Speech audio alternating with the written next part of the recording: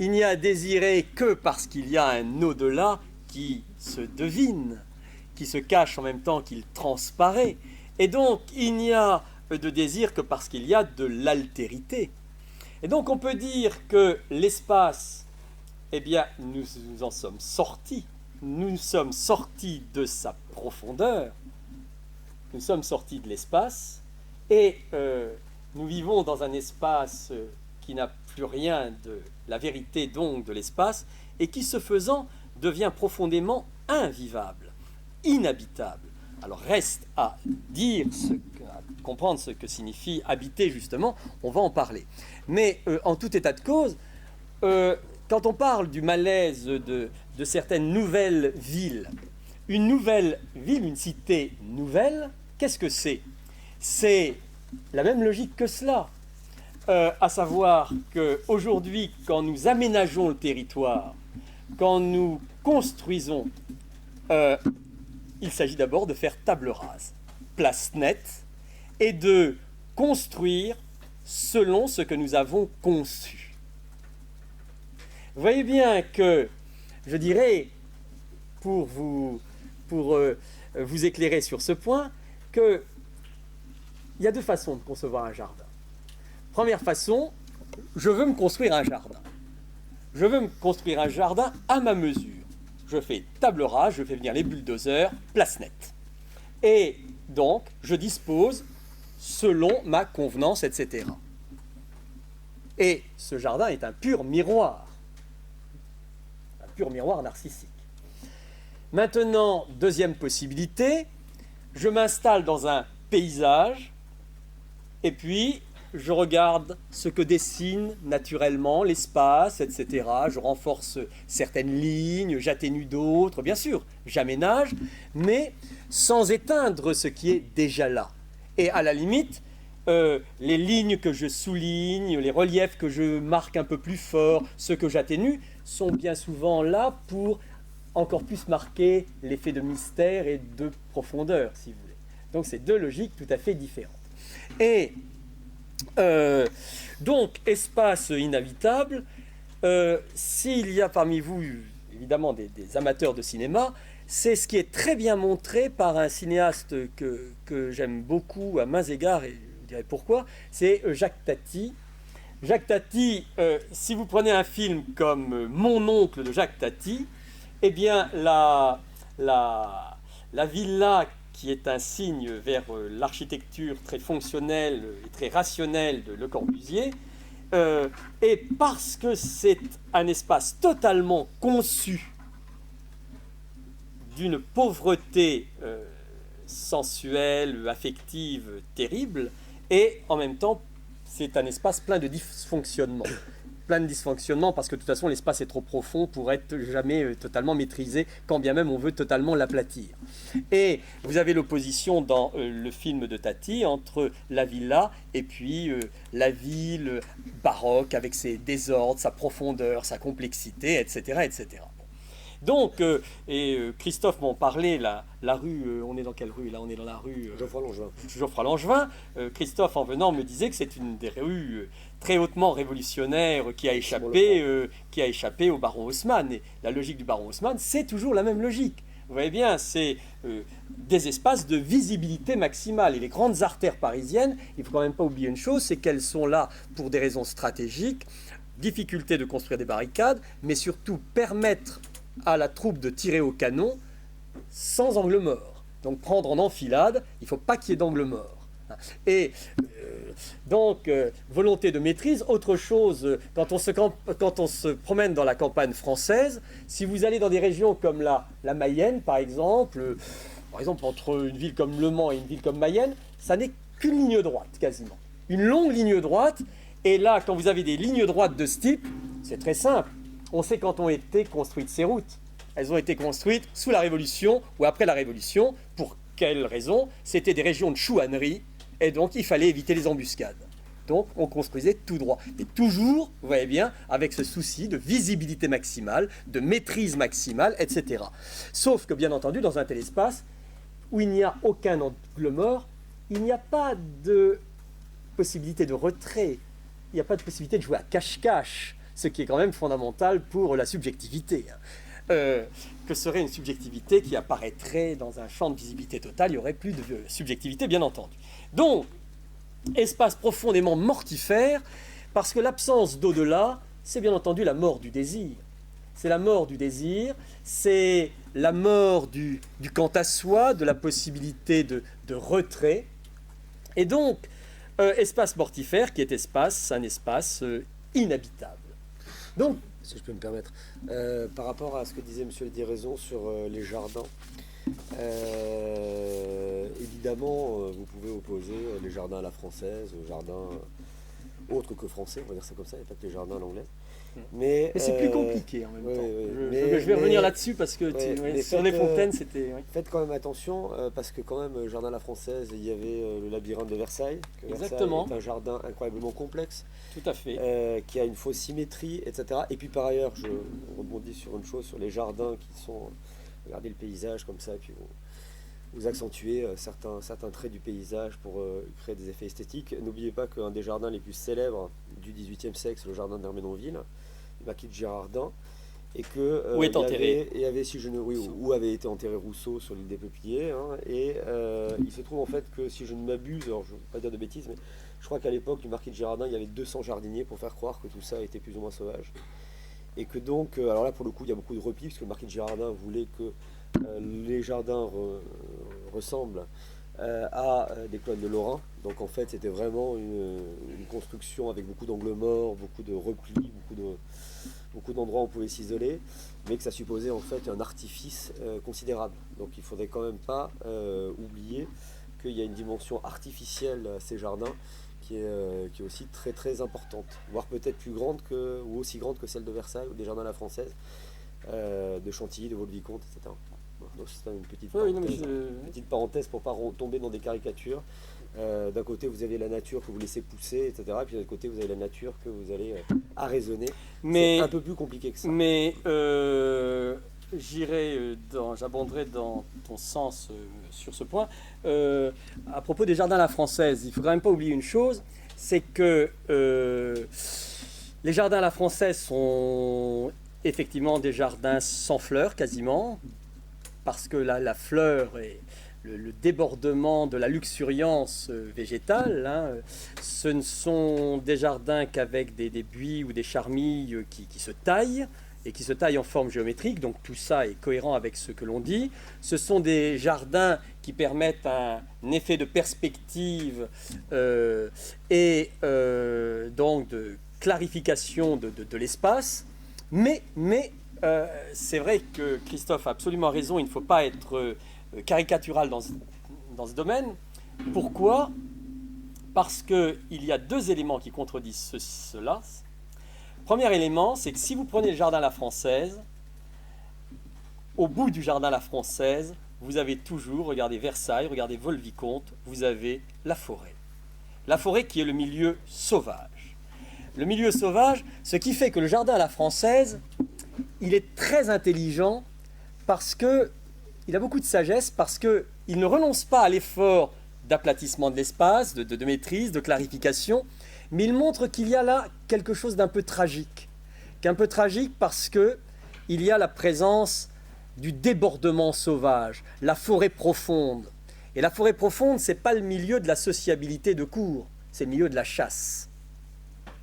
Et donc, en même temps qu'il donne à voir l'effort de maîtrise, le jardin à la française témoigne de cette dimension tragique de débordement. Et on peut très bien lire le jardin à la française comme une profondeur contenue, mais une profondeur quand même qui est bien là.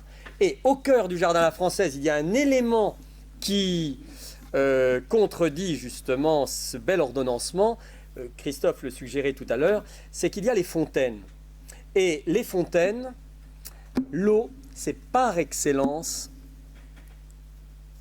ce qu'on ne maîtrise pas, ce dont on ne maîtrise pas le jaillissement. C'est pourquoi, par exemple, dans les jardins de Versailles, vous avez le Grand Canal, forme rectangulaire parfaite. Mais le Grand Canal, devant lui, vous avez une série de fontaines. Et le jaillissement de l'eau ne se contrôle pas, la façon dont l'eau rebondit sur... Du vent. Hein, à Versailles, il y a souvent du vent. Et tout à fait. puis à la fontaine de Latone, sur la métamorphose. Bon, donc, oui, il faut être nuancé. Alors, je reviens à la logique de mon propos. Espace complètement aplati, espace mortifère, espace de l'ennui, espace invivable, espace inhabitable. Et donc, on s'est sorti de l'espace, on s'en est sorti, mais on a envie de dire à quel prix. Et donc, la question est de savoir comment se sortir de cet espace. Comment se sortir de cet espace aplati, c'est-à-dire comment retrouver le sens de l'espace, comment sauver l'espace d'une certaine façon. Alors, il faut partir de ce que signifie habiter, je pense. Habiter l'espace, je vous l'ai dit tout à l'heure, c'est être dans l'espace comme un poisson dans l'eau, dans une extraordinaire familiarité. Sauf que on dit bien habiter l'espace, et c'est l'espace qu'il s'agit d'habiter. Et si c'est l'espace qu'il s'agit d'habiter, bien entendu, il y a cette dimension de familiarité, mais si c'est l'espace, ça veut dire que quelque part ça échappe à la familiarité. Et on habite d'autant plus l'espace, donc, qu'il y a un aménagement de l'espace pour établir notre séjour, mais un aménagement il ne faut quand même pas oublier ce que veut dire aménager. Aménager contient le verbe ménager. Et aménager véritablement l'espace, c'est l'aménager tout en le ménageant. Qu'est-ce que cela veut dire? Ça veut tout simplement dire créer cet espace de familiarité, ce réseau qui permet de séjourner, tout en préservant justement l'espace comme profondeur. Et alors, concrètement, qu'est-ce que ça veut dire? Eh bien, les propriétés de l'espace que j'ai évoquées tout à l'heure, il suffit de les reprendre et de montrer en quoi dans une civilisation aussi rationnelle que la nôtre, aussi éprise de maîtrise que la nôtre, eh bien, il y a ces zones qui permettent de ménager l'espace, de sauver l'espace, c'est-à-dire de rendre finalement le monde habitable. Et ici, vous pouvez être surpris, mais je crois qu'il y a 3 dimensions, enfin le terme de dimension n'est pas bien, puisque les dimensions c'est la mesure, et la profondeur c'est ce qui déborde toute mesure. Il y a 3 ordres qui nous ouvrent paradoxalement à la profondeur de l'espace et qui sauvent la profondeur de l'espace. Le premier ordre qui sauve la profondeur de l'espace, eh bien c'est l'art, curieusement. Et c'est l'art pourquoi? Parce que l'art, étant donné que dans l'expérience esthétique, nous avons une jouissance en quelque sorte sans risque. Pour quelle raison? Vous voyez bien que dans la vie pratique, il s'agit de maîtriser le monde pour être quand même un minimum opératoire, pas faire n'importe quoi. Dans l'art, vous avez un plaisir dont vous savez qu'il est désintéressé au sens où, quand je contemple une œuvre d'art, je ne la manipule pas, je ne veux rien connaître, je ne veux rien en faire, je la laisse être. Donc, dans l'expérience artistique, il y a l'ouverture à une dimension de l'espace qui est tout à fait acceptable dans sa profondeur, puisque ça n'entame pas l'expérience quotidienne d'une certaine façon. Et c'est pour ça que je crois que l'art est le refuge de l'espace. Alors qu'est-ce que ça veut dire que l'art est le refuge de l'espace? Eh bien, l'art serait le domaine, et on va le voir à travers quelques exemples, l'art serait le domaine où l'espace est sauvé dans sa profondeur. Où l'espace est sauvé dans sa profondeur. Prenons un exemple tout simple. À la perspective parfaitement maîtrisée géométriquement, eh bien, alors que notre monde est de plus en plus rationalisé, a surgi au milieu du XIXe siècle une peinture qui a délibérément refusé la perspective géométrique.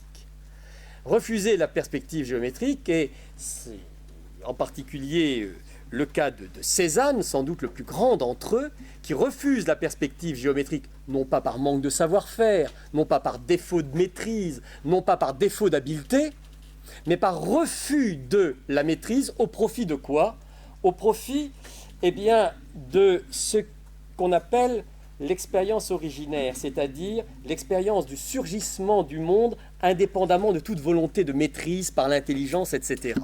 Et ce qui est très typique de la peinture de Cézanne, si vous la regardez, c'est que vous avez le sentiment que ce qui est dans le tableau va basculer, hein, et que ça va exploser, c'est-à-dire que la peinture de Cézanne restitue le surgissement des phénomènes, le débordement des phénomènes tel que nous ne le voyons plus d'une certaine façon. Et donc, Cézanne sauve la profondeur de l'espace en donnant à voir le surgissement des choses dans leur éclat de lumière, indépendamment de toute volonté de maîtrise. Et puis, parce que les peintres sont sensibles au visible, j'ai dit à mes étudiants cette année qu'il n'y avait qu'une seule idée intéressante dans mon cours, une seule idée que, je veux dire par là que une seule idée dont j'étais dont j'étais content, c'est quelque chose que j'ai découvert à propos de la peinture de la Renaissance italienne. Qu'est-ce que je veux dire? La maîtrise de la perspective dans la peinture de la Renaissance italienne, c'est le triomphe de l'espace géométrisé. Et la meilleure preuve, les peintres italiens, et pas seulement eux, Van Eyck et bien d'autres, quand ils commencent un tableau, ils enduisent la toile et puis ils quadrillent le tableau géométriquement. Et ensuite, ils disposent les plans. Et vous voyez bien, il y a d'abord la matrice géométrique qui permet de tout ordonner. Bon. Comme si dans la réalité, cet espace était sous-tendu par une matrice géométrique où tout venait s'ordonner en fonction de cette matrice. Or, il y a à y regarder de près, dans un type de tableau, et je pense que ça n'est pas un hasard, ce type de tableau, il y a un jeu trouble avec la perspective. Ce type de tableau, ce sont les annonciations. Et ce n'est pas un hasard, me semble-t-il. Il n'y a aucune preuve, bien entendu, c'est une hypothèse. Dans les annonciations, alors que pour ceux qui ne connaissent pas cela à travers une culture religieuse, l'annonciation, c'est ce dont il est fait question dans l'évangile selon saint Luc, quand l'ange Gabriel annonce à Marie qu'elle portera le Fils de Dieu. Et donc il y a cette scène qui est dite de l'annonciation en peinture, et cette scène est utilisée, mais un nombre de fois incroyable. Alors on peut dire que c'est peut-être par la demande de l'Église, que c'est une scène qui a son importance, évidemment, bien sûr. Mais c'est obsessionnel chez les peintres. La quantité d'annonciation, c'est absolument vertigineux. Et cette scène, il ne faut quand même pas oublier une chose, c'est que Marie est à Nazareth, donc elle est dans un espace proprement humain, dans l'espace du monde. Et puisqu'il y a l'ange Gabriel, il vient de l'au-delà. Il vient d'ailleurs. C'est un être surnaturel, bien sûr. Et donc, qui surgit dans notre monde. Et donc, les peintres qui peignent ces scènes, ils montrent leur virtuosité géométrique et mathématique à maîtriser extraordinairement la perspective. Espace aplati. Mais dans un espace aplati, géométriquement, vous savez bien qu'il n'y a plus d'au-delà.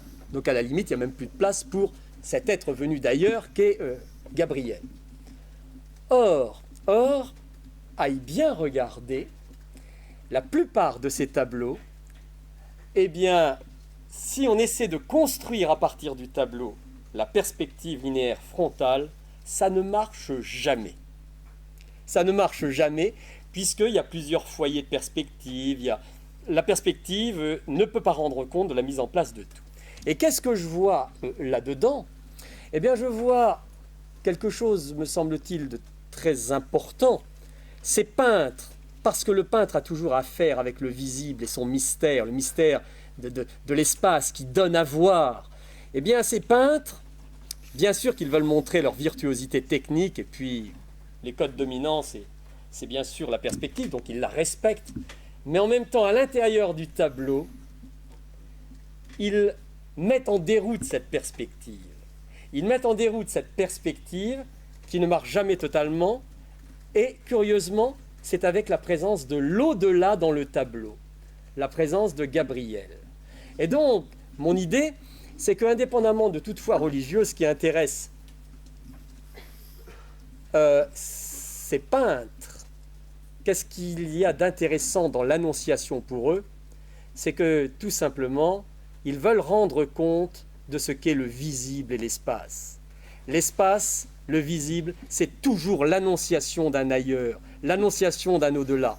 Et j'ai beaucoup d'admiration pour ces peintres parce que justement, ils mettent en abîme à l'intérieur de l'aplatissement, malgré tout, une voie de sortie. Une voie de sortie, une échappée qui montre que non, l'espace ne peut pas se réduire à l'intelligibilité pure, à la transparence pure. Et donc, voilà ce que je dirais concernant l'art. Maintenant, de façon plus moderne, vous connaissez tous, je suppose, ces œuvres d'art qui donnent lieu à toujours d'infinis débats, scandales et autres, ce qu'on appelle les installations. Mais qu'est-ce que c'est qu'une installation si ça n'est pas pour mettre en déroute, justement, notre maîtrise habituelle de l'espace, momentanément au moins, réorganiser les choses de façon à troubler profondément notre familiarité perceptive. Donc, sauver l'espace, pour sauver l'espace, il y aurait l'art. Et même un film comme 2001, Odyssée de l'espace, de Kubrick, moi il y a deux scènes que je trouve absolument magnifiques, et c'est quand vous avez le vaisseau spatial perdu dans le vide sidéral, et là, eh bien, vous avez... Tiens donc, l'analogue de la scène dans le roman de Stefan Zweig, l'espace sidéral comme scène céleste de la danse, puisque le vaisseau se déplace dans l'espace sidéral et la bande-son, la scène est très longue, la bande-son, c'est le Baudanume bleu. Mais en contrepoint de cette scène, il y a une autre scène, c'est qu'on voit le vaisseau spatial et vous avez je racontais à certains que je regardais ce film il y a l'été dernier avec des enfants de la famille et il y a une scène où on voit le vaisseau spatial et puis il y a des météorites. En quantité, on se dit, bon, il va s'en payer un, c'est pas possible. Et j'avais un enfant tout jeune à côté de moi et à un moment, il s'est barré. Il a cru que ça arrivait... il s'est caché parce qu'il a cru que les météorites allaient rentrer dans la pièce et allaient lui arriver dessus. Et donc, d'une certaine façon, cette image, là encore une fois, nous donne à voir quoi? Un espace qui est ce sans fond, d'où ça surgit, d'où ça vient. D'accord? Alors que, quelque part, nous ne voulons pas que les choses viennent. Et donc, il y aurait l'art, bien sûr, qui sauve l'espace et sa profondeur. Deuxièmement, la religion. Mais la religion, si vous connaissez bien, il n'est jamais question pour moi, bien entendu, d'envisager les choses dogmatiquement en faisant l'éloge de quelque religion que ce soit, bien au contraire. Mais ce qui m'intéresse, c'est ce que j'appellerais le sentiment religieux. Le sentiment religieux. Autant, encore une fois, la religion comme institution, c'est une chose, mais ce qui m'intéresse beaucoup plus, c'est ce que j'appelle le sentiment religieux. Et le sentiment religieux, c'est très simple. Il y a sentiment religieux, quand bien même on ne croit pas en Dieu, peu importe. Il y a sentiment religieux quand tout simplement il y a le sentiment d'un débordement infini. C'est-à-dire quand nous ne nous pensons pas en posture de transcendance et de maîtrise absolue. Et quand il y a au moins cette évidence qu'il y a quelque chose en dehors de nous qui nous déborde et qui ne se ramène jamais à ce que l'on en sait, à ce que l'on peut en représenter, en dire. Et donc, ça. comment ? Le sentiment du tragique. Ah, c'est tout à fait le sentiment du tragique. Mais en même temps, il n'y a pas de bonheur sans traverser du sentiment du tragique. Donc, je précise parce que le tragique, c'est le sentiment que vous êtes dépossédé de la signification de vos actes, il y a toujours un au-delà de ce que vous aviez cru faire, etc. Le sentiment religieux rejoint ici. Le sentiment religieux, tout à fait. C'est le contraire de l'optimisme bélant. Donc, sentiment religieux, et si certains connaissent cela, bon, ça évoquera beaucoup de choses. Sinon, eh bien, je vous laisse donner libre cours à votre curiosité. Mais sentiment religieux, il y a, par exemple, aux États-Unis, au 19e, un courant philosophique que j'aime beaucoup, qui s'appelle le transcendantalisme, significativement. Le transcendantalisme, c'est des philosophes peu connus, Emerson, et puis surtout un auteur qui est un philosophe, poète, type très original, qui est l'auteur d'un texte très célèbre sur la désobéissance civile. Thoreau, d'origine normande, qui a écrit un très beau livre qui s'appelle Walden ou la vie dans les bois, le marché, etc. Et qui est un des pères de ce qu'aux États-Unis on appelle aujourd'hui la deep ecology, qui n'a rien à voir avec notre écologie, parce que notre écologie, elle est environnementale. L'écologie telle que nous la connaissons, elle place toujours l'homme au centre. Au centre, de telle sorte qu'il s'aménage un petit environnement qui lui permette de bien vivre. Et cette écologie radicale, c'est au 19e ce qui a à voir aussi avec ce qu'on appelle en Allemagne et ailleurs le sentiment profond de la nature. Le sentiment profond de la nature, et là aussi le sentiment religieux peut s'exprimer également dans l'art. Pensez à un peintre comme David Gaspard Friedrich, et à ces tableaux où vous avez toujours un homme vu de dos qui contemple l'immensité. Et attention, j'espère que vous n'aplatissez pas la scène, de la profondeur. Bien, donc le sentiment religieux, ce que j'appelle le sentiment religieux, et à cet égard, on peut tout simplement dire que c'est le sentiment du débordement. Sentiment du débordement qui fait que je suis dépossédé de toute souveraineté quelque part. D'où ce que disait Christophe avec le sentiment tragique. Et puis, dernière chose, bien sûr, dernière dimension qui sauve l'espace, c'est bien entendu ce que nous avons essayé de faire ce soir, à savoir la philosophie, qui entend préserver l'espace de l'étonnement. L'espace de l'étonnement où rien ne va tout à fait de soi. Et donc l'étonnement devant le mystère qui est simplement le mystère de l'être. Et le mystère de l'être, ce n'est rien d'autre que le mystère de l'espace, à savoir ce miracle par lequel il y a quelque chose en dehors de nous qui ne cesse de se manifester, de venir à la manifestation. Et c'est pourquoi l'espace, on pourrait tout autant le définir comme le milieu de surgissement des phénomènes. Ce milieu de surgissement très profond qui est une donation indéfinie. Donc, sauvons l'espace. Qu'est-ce que tu vas dire? Rien du tout. Je pense que maintenant c'est terminé là. Non, mais t'as oublié quelque chose. Ah non, rien du tout. Moi, je ne rajoute à rien quand le dernier mot. Mais je ne veux pas avoir le dernier mot. Si. Non, je ne veux pas.